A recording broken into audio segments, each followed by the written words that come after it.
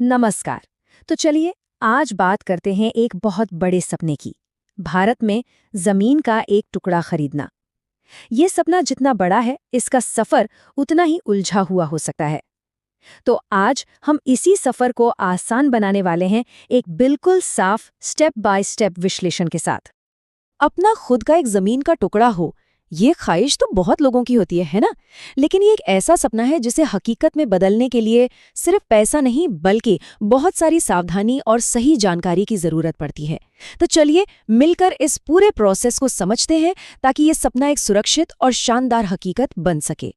तो हमारा सफर कैसा दिखेगा? हमने इसे 5 आसान हिस्सों में बांटा है।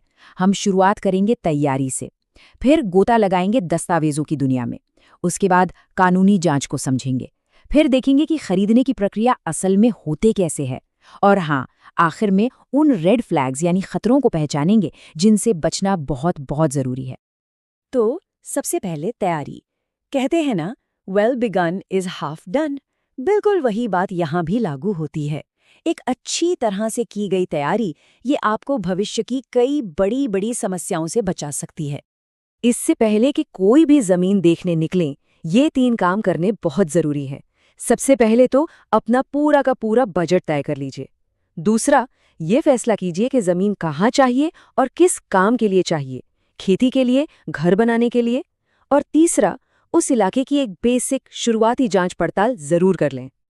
अच्छा, बजट की बात आई है तो एक बात साफ समझनी होगी। जमीन की लागत का मतलब सिर्फ उसकी सेलिंग प्राइस नहीं होती, बिल्कुल नहीं।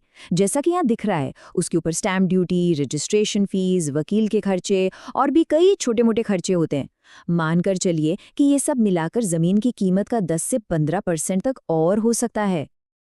चलिए, अब आते हैं इस पूरे प्रोसेस के सबसे सबसे जरूरी हिस्से पर, दस्तावेजों की जांच।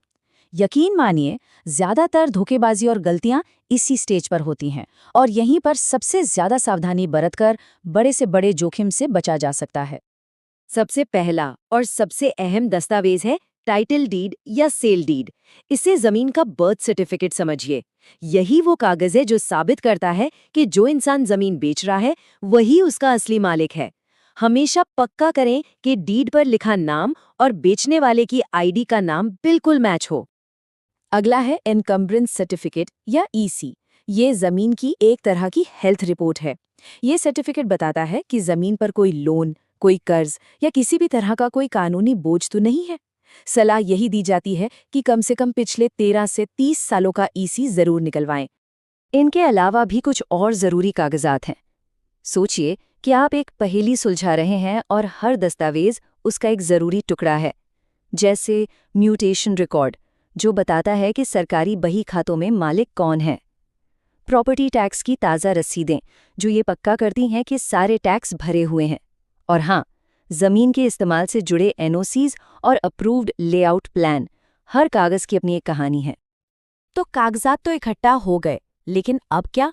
अब शुरू होती है असली जासूसी, मतलब लीगल चेक। ये आपके इतने बड़े निवेश के लिए एक सुरक्षा कवच की तरह है। इसे हल्के में लेने की गलती कभी नहीं करनी चाहिए। देखिए, कानूनी जांच का एक तरीका होता है। सबसे पहले टाइटल चेन की पड़ताल करें, मतलब पिछले कम से कम 30 साल में जमीन किसके किसके नाम पर रही है। फिर सिर्फ सेलर के दिए ईसी पर भरोसा ना करें, खुद सब रजिस्ट्रार ऑफिस जाकर एक निकलवाएं। और हाँ, सबसे जरूरी, जमीन पर जाकर नक्शे को असली बाउंड्री से इंच बाय इंच मिलाएं। और देखिए, ये शायद इस पूरे विश्लेषण की सबसे जरूरी सलाह है। एक अच्छा अनुभवी लोकल वकील जरूर हायर करें। क्यों? क्योंकि वो वहाँ के कानूनों और दावपेंच को बेहतर समझते हैं।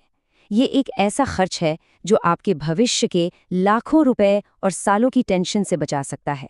इस पर कभी समझौता मत कीजिए। चलिए, मान लेते हैं कि सारी जांच पड़ताल हो गई है और सब कुछ साफ सुथरा है। दिल को तसल्ली हो गई है। तो अब डील को फाइनल कैसे किया जाए? असल में खरीदने का प्रोसेस क्या होता है? आइए देखते हैं। प्रोसेस आमतौर पर एक छोटी टोकन मनी या बुकिंग अमाउंट से शुरू होता है। इसके बाद एक ड्राफ्ट सेल अग्रीमेंट बनता है जिसमें सारी शर्तें लिखी होती हैं। फिर आती है सबसे बड़ी चीज, सेल डीड का रजिस्ट्रेशन। इसके बाद आपको जमीन का कब्जा मिलता है और आखिर में लेकिन सबसे जरूरी म्यूटेशन। इसका मतलब है सरकारी रिकॉर्ड में अपना नाम चढ़वाना। इसे भूलना मतलब सब कुछ अधूरा छोड़ देना। ठीक है, अब बात करते हैं उन खतरों की, उन रेड फ्लैग्स की, जिन्हें देखते ही किसी के भी कान खड़े हो जाने चाहिए। ये वो संकेत है जो बताते हैं कि इस सौदे में कुछ गड़बड़ हो सकती है। पहला और सबसे बड़ा रेड फ्लैग, अगर बेचने वाला असली कागजात दिखाने में टाल मटोल कर रहा है, बहाने बना रहा है, तो समझ जाइए दाल में कुछ काला है। या तो कागज हैं ही नहीं, या उनमें कोई बहुत बड़ी कमी है। दूसरा खतरा, अगर एनकम्बरेंस सर्टिफिकेट में कोई चालू लोन या कर्ज दिख रहा है, इसका सीधा मतलब है कि आप जमीन के साथ साथ किसी और का कर्ज भी खरीद रहे हैं। ऐसे सौदे से दूर रहना ही बेहतर है। तीसरा रेड फ्लैग, जमीन तो बिक रही है, लेकिन बेचने वाले का उस पर कब्जा ही नहीं है। इसका मतलब साफ है कि कोई और विवाद चल रहा है। ये एक ऐसी लड़ाई में फंसने जैसा है जो शायद सालों तक चले। चौथा, कागज पर जमीन का साइज कुछ और है और जब नापा तो असल में कुछ और निकला। ये सीधे सीधे किसी झोर या अवैध कब्जे की निशानी है जो आगे चलकर बहुत बड़ी कानूनी मुसीबत बन सकती है। और पांचवा, पावर ऑफ अटर्नी। अगर जमीन इसके जरिए बिक रही है तो बहुत बहुत ज्यादा सावधानी बरतने की जरूरत है। ये प्रॉपर्टी की धोखाधड़ी का एक बहुत कॉमन तरीका है, क्योंकि ये नकली या कैंसिल की हुई भी हो सकती है। तो आखिर में बस एक ही बात याद रखनी है, ये शायद जिंदगी के सबसे बड़े निवेशों में से एक है, और सबसे बड़े निवेश के लिए सबसे बड़ी सावधानी चाहिए। थोड़ी सी मेहनत, सही जानकारी और सतर्कता से ये सपना एक शानदार और सुरक्षित हकीकत बन सकता है।